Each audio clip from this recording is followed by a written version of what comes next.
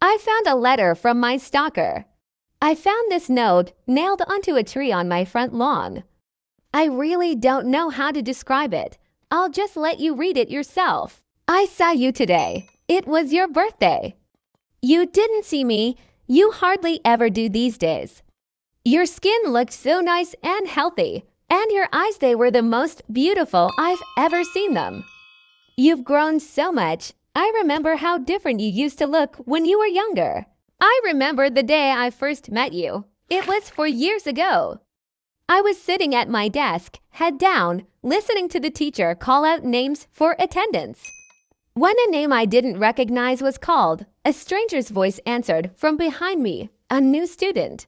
The teacher didn't skip a beat, just continued calling names. I turned to see where the voice had come from. I saw you, a pale, thin thing, your eyes so red, sitting in a seat that should have been empty.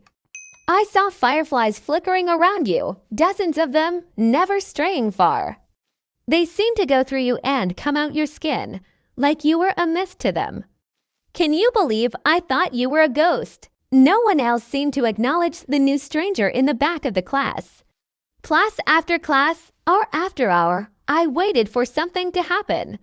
For someone to notice you, for you to leave, for you to let out a ghoulish scream and claw at me like in the horror story I was sure I was in. But nothing happened. Teachers came and went, my classmates laughed and slept, and you just sat there.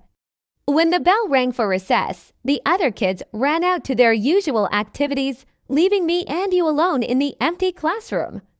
You stood up, pulled a chair from the desk next to you, and made it face your desk. You turned to me and spoke. Well, you're slow today. Come on, ask me your questions. I don't know why I didn't run away screaming at that moment. Maybe it would have been better for me in the long run, but let's not speculate. At that point in my life, I was pretty lonely. I figured there was a 50-50 chance you'd eat me, and the other 50 was that someone wanted to talk with me. Kid priorities don't make sense to me these days either, so I went along with it.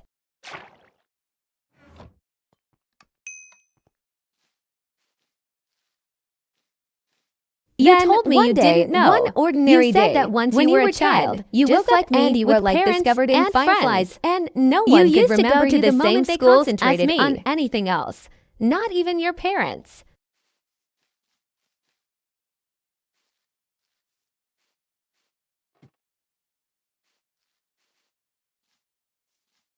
You told me how I'd notice you every day, how I'd think of you until recess every day, how I'd come to you every day, how we would talk every day, how we would meet for the first time every day for the last 3 years, about how I'd forget the instant I walked out of the room, how everyone would forget you, how the fireflies would make them, how for the last 3 years you'd been alone.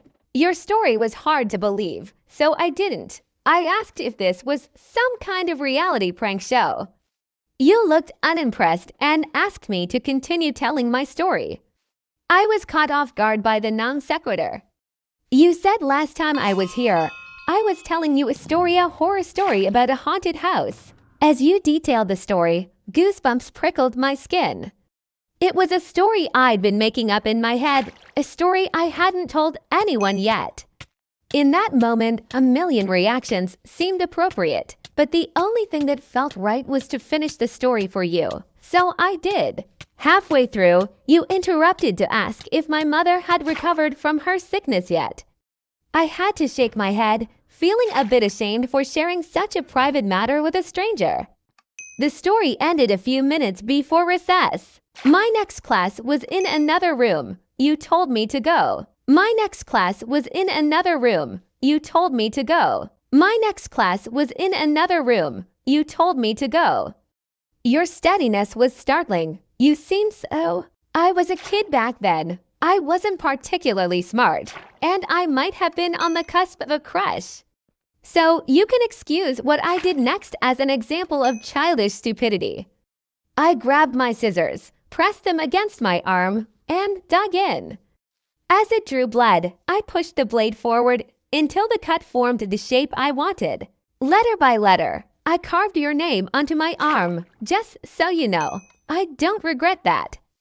Don't get me wrong, kid power might have made me do it, but it sure as hell didn't make the pain go away. It was one of the most painful experiences of my life, but even then, I thought what was happening to you was unfair. I remember how your eyes looked when you saw that, the confusion. How strange it was to you that anyone would want to remember. I remember that look so clearly. When I woke up the next day and saw your name on my arm, I remembered you. I didn't forget. That day, for the first time, we had a conversation that wasn't so one-sided. You said no one had ever done anything like that before and suggested I might have a mental illness. I won't deny it. That stung a little as we talked. A creeping thought entered my mind. Did you prefer it when I didn't remember? That night, as I sat on my bed staring at your name on my arm, wondering if I should cover it up to give you back your privacy, I heard a crash. I looked up to see my bedroom window shattered and a dirty rock on my floor. I looked out of the cracked window to see a dark figure on my lawn. You were outside, yelling about how we should hang out. It took me a while to get used to how bad you were at talking to people. Years without practice made you a bit rusty. That was all right. We had plenty of time. For the next 2 years, we spent most of our free time together. Mostly, we talked. You'd tell me about your life and how you lived. You still stayed in your old house. Your parents never noticed the food missing, never noticed the extra room, or the stolen keys. One night, I told you I was starting to think you were part of my imagination Fight Club style.